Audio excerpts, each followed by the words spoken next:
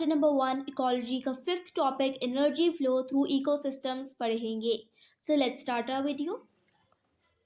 The sun in the energy source for nearly all living things, यानी जो सन है वो हर किसी के लिए एक light of source of light है।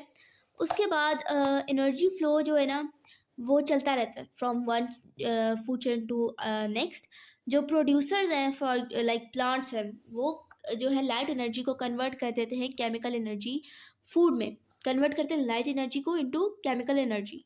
और ये जो कुछ एनर्जी होती है वो प्लांट्स यूज़ कर लेते हैं इन रिस्पायरेशन, और जो कुछ होती है वो स्टोर कर लेते हैं एज स्टार्च या फिर अदर केमिकल्स को बिल्ड करने के लिए लाइक प्रोटीन एंड फैट। बात हमारे पास नेक्स्ट पैराग्राफ में है कि जब कंज्यूमर्स प्लांट्स पर फीड होते हैं तो वो जो ये स्टोर्ड एनर्जी होती है ना इसको रिलीज़ कर देते हैं by digestion and respiration of processes. और ये जो एनर्जी है इसको यूज़ करते हैं फॉर मूवमेंट। और जो है ना कुछ एनर्जी जो है वो लॉक्ड अप हो जाती है एनिमल्स की बॉडी में in fat and protein as it grows. ठीक है, ये चलता रहता है food chain until energy is lost usually in the environment. उसके बाद ये हमारे पास एक ना नीचे डायग्राम है जिससे हमें बहुत अच्छी तरह से पता चल जाए कि हमारी एनर्जी कहाँ कहाँ पर लॉस्ट होती है। सबसे पहले तो हम यहाँ देखते हैं कि हमारे पास सबसे पहले तो हमें 10 लाख किलो जॉल जो है ना वो एनर्जी की वो है मेजरमेंट जिससे हम करते हैं, यूनिट है। 10 लाख किलो जॉल ऑफ एनर्जी हमें सन से मिलती है। ठीक है, मतलब ग्रास तक पहुँचती है।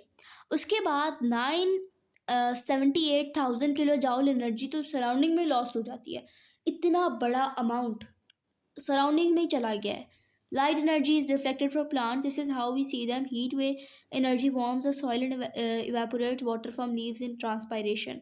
और इतनी ज़्यादा इतना ज़्यादा अमाउंट जो है लॉस्ट हो गया है। उसके बाद जो बचता है ना इसमें वो 22,000 किलो जॉल एनर्जी जो है वो ग्रास टेक इन कर लेता है। उसके बाद जो है हमारे पास 2,000 किलो जॉल एनर्जी वो ग्रास रिस्पायरेशन के लिए यूज़ कर लेता है।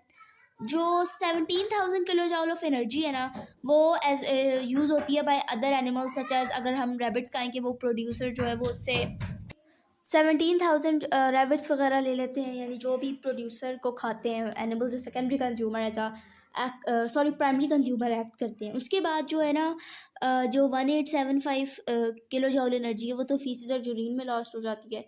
फिर सेकेंडरी कंज्यूमर को भी तो खाते हैं, उनमें भी जो 3,000 किलो जॉल एनर्जी होती है वो बुल्लोक फॉर एग्जांपल अगर रैबिट को खा रहा है तो वो रिस्पायरेशन में यूज़ हो जाती है। उसके बाद 1,000 किलो जॉल एनर्जी वो बुल्लोक रिस्पायरेशन में यूज़ करता है। ठीक है, उसके बाद हमारे पास इस सारे को माइनस आउट करके क्या बचता है 125 kilo joule energy.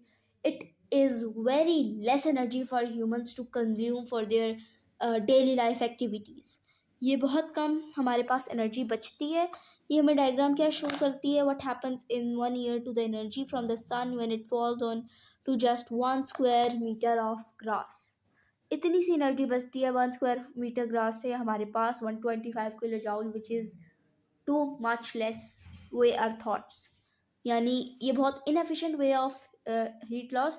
Next topic में हम इंशाल्लाह पढ़ेंगे लूजिंग एनर्जी को हम कैसे बचा सकते हैं। तो आज का टॉपिक हमारा बस यही था कि एनर्जी फ्लो थ्रू इकोसिस्टम्स हमारे पास कैसी किधर किधर कितनी एनर्जी लूज़ होती है। आई होप आप लोगों को अच्छी तरह से मेमोराइज हो जाएगा।